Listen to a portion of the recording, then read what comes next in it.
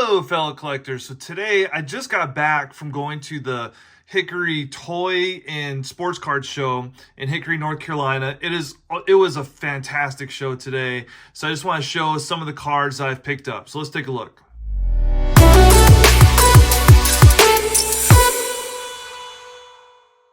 So I've done a bunch of videos like these over the years, and like any of these videos, I usually, when I go to these shows, I spend most of my time just looking for the bargain boxes. And almost all the cards I either got for 25 cents or 10 cents. So just super cheap cards.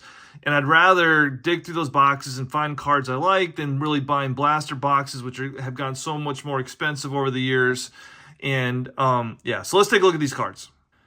So I picked up some Cam Newton cards. All these were like 25 cents a piece. I grew up a Bears fan, but when I moved to North Carolina, switched over to the Panthers. I've been a Panthers fan for a long time. Huge Cam fan, and I was kind of out of collecting when he was playing, so I don't have a whole lot of his cards. I feel like he's still kind of underrated for what he accomplished. So anyways, Prism card of his there. Another super cool Prism card of Cam. Love that. And then another Prism one of his. You can't go wrong with those. And obviously, sticking with the Panthers theme, cool card of Steve Smith, another Cam, and then Luke Kuechly. I love him too as a Panther, one of my all-time favorite Panther players. Just some cool Kuechly cards there. So found a bunch of those. Like I said, all of these, the Panthers players were all, everyone was 25 cents. So I was able to add some fun cards to the collection there. Now, my main focus as a collector is Carolina guys and non-sports cards. And this table had a bunch of it. So I literally spent almost my whole time there. And so a bunch of these are just Carolina players. And so got James Worthy there in his Carolina uniform and numbered, which is pretty cool. And all of these were 10 cents. So and got J.P. Tokoto. He was a high flyer for the Tar Heels when he played. And Rayshon Terry, he was from Winston-Salem. A really underrated player for the Tar Heels back in the day. Cool one of Stackouts. Now this set, Upper Deck made an all North Carolina set. I think around 2010-ish. And really nice Carolina set here. I love kind of the wood floor background. And yeah, so I got a bunch of cards from that set. Maktar Nenjai, you got to be kind of a true Carolina fan to know who he was. He was one of their first transfers before transferring became all the rage in college sports. So I'm trying to think. I can't remember. I want to say Wake Forest, but that's probably not right. I can't remember what school he transferred from to North Carolina, but yeah, he played pretty well for the Tar Heels when he got there. And then James Michael McAdoo, and I believe this one is numbered as well. So I got two of those. I don't have a whole lot of his stuff in Carolina uniform. Kendall Marshall, probably one of the best point guards in Carolina history. It looks like something's, nope, not stuck, okay. And then Antoine Jameson. And got a couple different Antoine Jameson cards. And PJ Harrison, big time score. This one also numbered. Kind of hard to see the numbering there.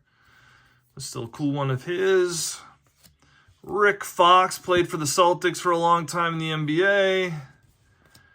Dante Calabria, that's another one for, you got to kind of be a hardcore Tar Heels fan to know him, but a real solid player for the Tar Heels. Reggie Bullock's played in the NBA forever.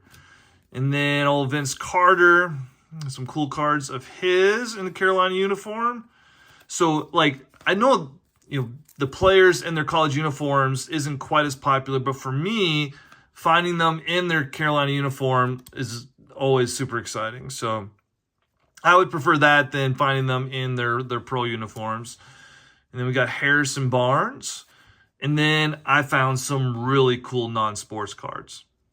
So as I've gotten more into non-sports, I've come to find out that Topps, especially, they were pretty much making cards of any TV show or movie back in that late 70s, early 80s time period. So I had no clue that they had made a team's card until I was at this card show today. You can see the copyright there is 1983, if my eyesight's not failing me. And so how cool of a card there with Mr. T. I wasn't going to pass that out, especially for 10 cents. I'm not a particular big fan of the Jaws movies, but of how cool of a card is that there. So yeah, 10 cents, going to get that. I'm a huge James Bond fan. Now, I know there's some James Bond cards out there. I did not know that they had made a Moonraker set for the movie. And speaking of which, I believe that character, his name was Jaws too. Kind of funny that, yeah. Because he had the big metal mouth. Dude is like 7 feet tall. You can see holding up the lady there. Yeah, this is the oddest odd couple. Yes, even Jaws has a girlfriend and her name is Dolly. So, yeah, got that. One of his biggest villains, really. And then 007 himself, Roger Moore.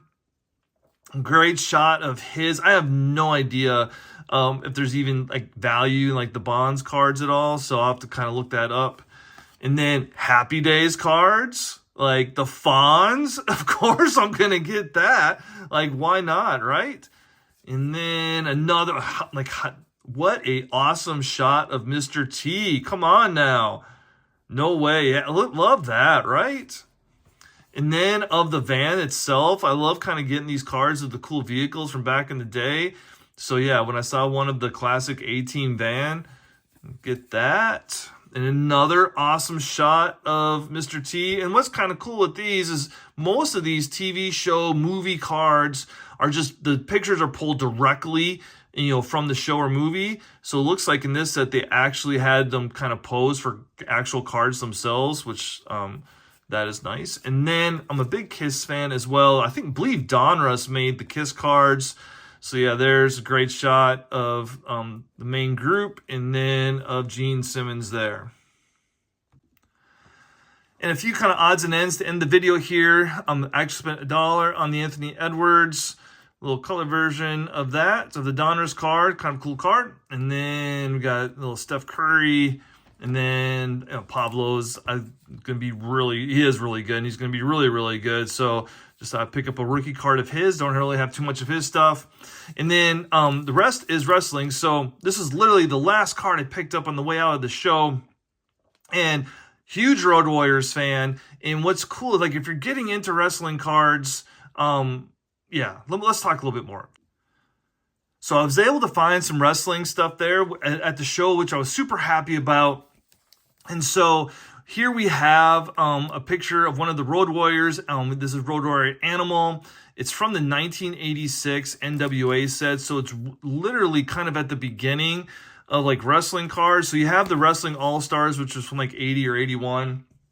And then you have like the top set from 85, which people know about. And then sandwiched between the 85 and 87 top set, we have this NWA set, which there's some cards like Ric Flair and some of the non-WWE wrestlers. So there's some Road Warriors card in here. And what's interesting with this one, so if you look on the back of the card, it says Paul Ellering, and he was kind of their manager at the time. And there he is in the background.